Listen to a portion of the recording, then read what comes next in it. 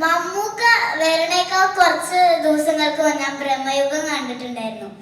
അപ്പൊ എനിക്ക് ഭയങ്കര ഇഷ്ടപ്പെട്ടു മമ്മൂക്കയുടെ ആക്ടിങ്. മമ്മൂക്ക ശരിക്കും ഇങ്ങനെ ചെയ്യാണോ എന്ന് തന്നെ വെച്ചു. പക്ഷെ കുറച്ച് ഞാൻ പേടിച്ചു.